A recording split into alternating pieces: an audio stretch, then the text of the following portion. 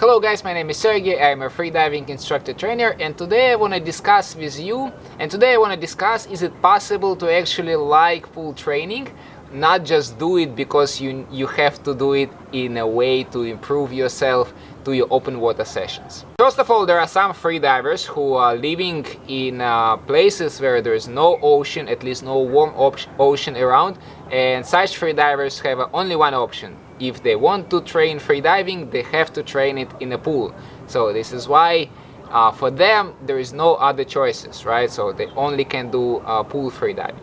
However, there are other freedivers who have an opportunity to train from time to time in open water, maybe once or twice per week, and these freedivers is usually hesitate to go to the pool because there is a common belief that, let's say, pool freediving is usually like really hard work compared to the open water. Like a lot of open water freedivers, they really enjoy each dive. So there's possible to, let's say, do a nice freediving session and don't have that many contractions, and your legs is not really pumped with the lactic, etc., etc. But there is a common belief that when you do a pool freediving, there are always a lot of contractions, there are always a lot of lactate in your legs, etc., etc. So the pool freediving, I often consider it as a really hardcore training. Is it true or not? And the answer is it can be true, it can be not. So if you are mainly concentrated on the open water training, and at the pool you want to train only at the really specific skills such as tolerance to the high level of CO2, such as a tolerance to the lactate, etc., etc. So in this case, more likely when you come to the pool, you're gonna do a really hardcore training.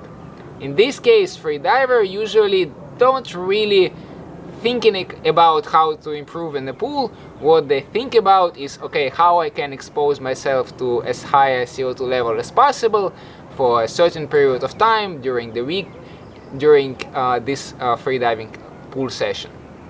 However, if you want to improve in the pool, if you have some goals in the pool, then each pool training session doesn't have to be really intense.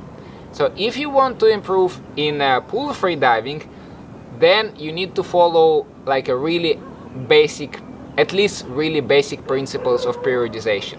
So for example, you have a training cycle over 2 or 3 months, or maybe over 4 months, depends on what level you are currently are.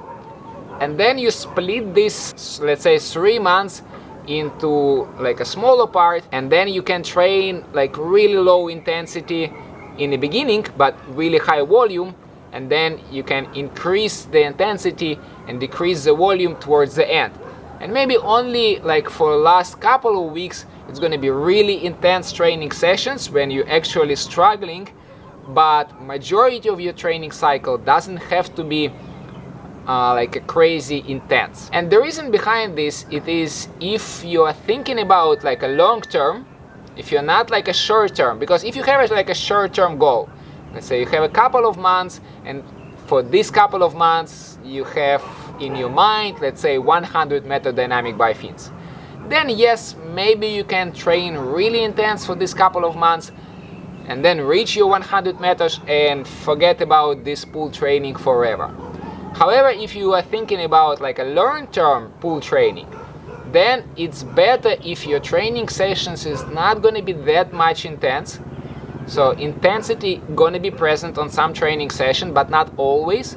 And in this case, you can stay in a pool freediving much longer.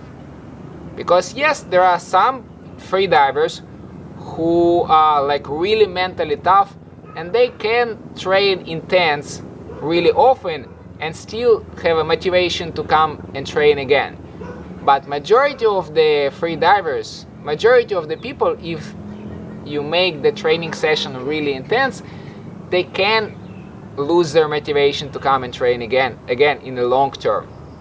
So this is, guys, my answer for people who want to train in the pool and get better in the pool, whether it's static or dynamic bifins or dynamic no fins. I really don't recommend you to do each training sessions really intense, because it's really difficult to endure such training over a long period of time. Do recommend to make some training plan, like make a simple way of periodization, and start with a low intensity phase where you're working on your skills, where you're working on your streamlining, where you're working on a general adaptation, and then be a little bit more intense, and then only maybe before you attempt to your personal best, maybe a few weeks before, you can actually do some kind of really intense training. But don't try to train really hardcore on each training session, because again, in this case, it's really easy to burn out and really easy to lose motivation to come again and train in the pool. So hopefully guys, this video was useful for you. If it was useful, don't forget to click the like button, and I will see you next time.